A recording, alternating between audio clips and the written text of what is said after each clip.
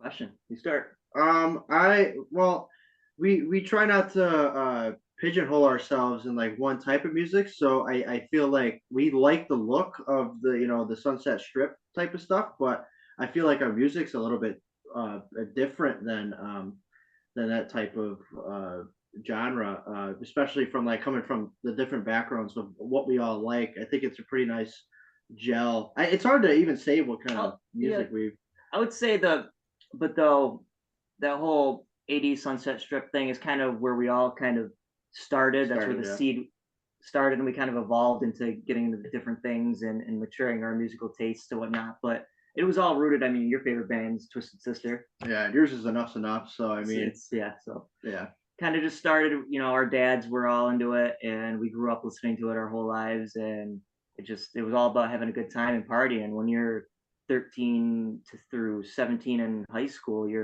that's that's the name of the game: party, have fun.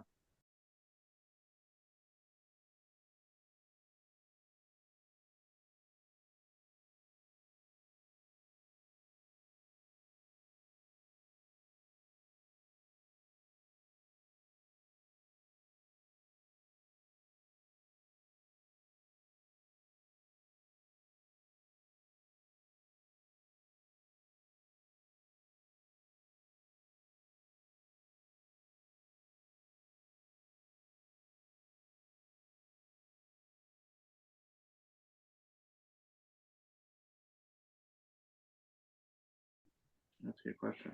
The main ingredient is hmm, Like I was saying earlier, it's hard to pinpoint. I so we all unanimously were really big into when we first joined together, the Helicopters. Are you aware of them? Yes, from Sweden. And that's kind of one of the bands that like we all agreed on was just like so awesome. They had that like Kiss meets ACDC, like just hard rock, balls to the wall. And that's kind of where we got our vibe of high energy rock and roll, which the main ingredient is our energy, like the live show, the stage where we just give it all we got and we put it all out there. And it's all about just, bleeding for the crowd and giving them a good time.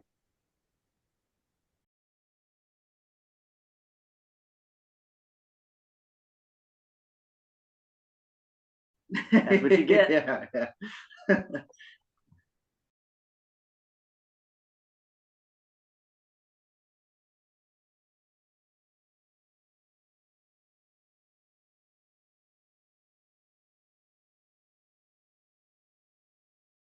It's funny. So we actually met Nacho through his mother, who Okay. lives in Salem, Massachusetts, and we used to go down there and visit. Our first time going, we visited around Halloween, the touristy time, and it was crazy. But we walk into this one occult store, and there is his mother Maria and her business partner David Newman, and they're running the shop. And we just I don't know what it was, but we became fast friends and we had this rock and roll look and the culty vibe to us, all blacked out, and they loved us. And so we'd go and visit periodically and became close friends, and every time we could have dinners and stuff.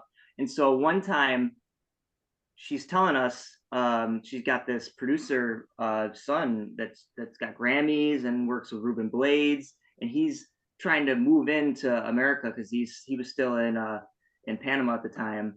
So it was, I think, one of the next few times we came up, he was at a dinner we were all at, and we kind of started shooting the shit. And it was a few months, maybe even a year, we didn't do anything. And then we decided we were going to work on an album, and we were trying to think who's going to produce it. So we were like, let's give Nacho a shot. And he was living in he was in Brooklyn. He was Yeah, living it in was in Brooklyn, Brooklyn. and Yeah, he yeah. had a mixing studio out there. And so he drove all the way here and lived with us for a whole summer, and we cut the Last American Rock Band and Sunburn at the same time. Yeah.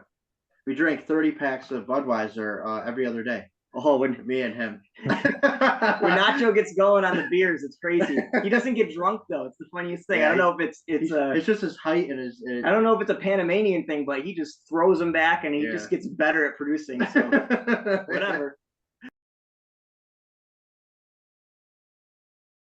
Yeah, we did 2 of them. Yeah. Yeah, it Oh, started off being one, and then we just had such good chemistry. We just kept going. Yeah.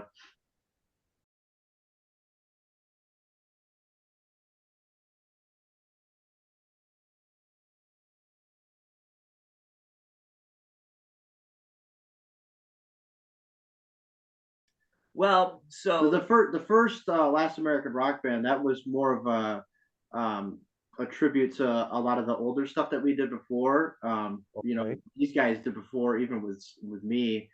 We just wanted to give a tribute to those old songs, and then Sunburn was just a new light, coming in out of the pandemic and stuff in 2020, and we just wanted to keep it separate. it was, I mean, a lot of those Sunburn songs were written during the time of just before, like as Nacho's coming up, we got really inspired and we wrote a few songs. And while he was there, we showed him some demos we had, and he was like, "That has to be on the album."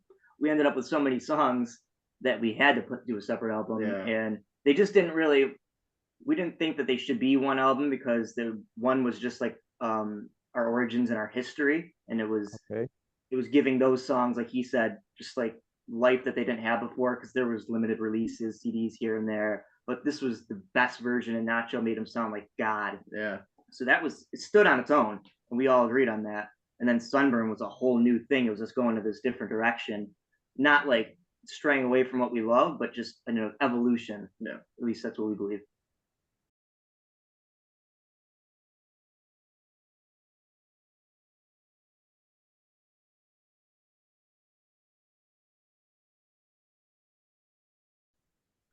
Well, we're gonna give you everything we got, and I mean, we just toured around with Vicious Rumors and Raven all over the U.S. and even Canada, and every show we gave it everything we got, and those old bastards were looking at us like, "You jerks," because we don't care what the night is or what happened the day before or the day after. We're giving you everything we got every night, and Most people think we don't fit because those guys are metal bands, but so I mean, we put on just as good of a show as yeah, Raven or Vicious Rumors. we so. may look pretty, but we can Yeah, get down. We can yeah. get heavy.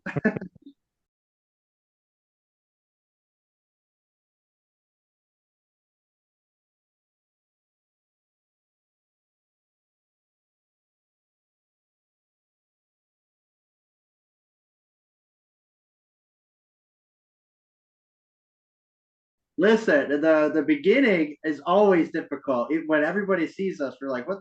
Well, these people are like, what the hell is this band?